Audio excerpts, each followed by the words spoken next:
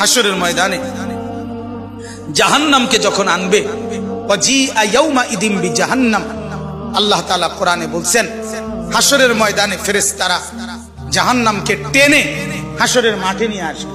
এই যে এখানে যেরকম আমরা বসছি, মনে করেন এখানে আনছে আইনা দাঁড় করাইছে, ঠিক এরকম টেনে আনবে। 70,000 আগুনের শিকল দিয়া বেঁধে জাহান্নামকে আনা হবে। 70,000 আগুনের শিকল, এক একটা শিকলের মধ্যে 70,000 আংটা, ওই যে কড়া শিকল বানায় কি দিয়া, কড়া একটা একটা লাগাইয়া না, এক একটা শিকলে 70,000 কড়া, এক একটা কড়া 70,000 ফেরেশতা ধরবে। এবার কত কোটি আপনি গণেন, আমার সময় নাই, কোটি কোটি ফেরেশতা টেনে আনবে।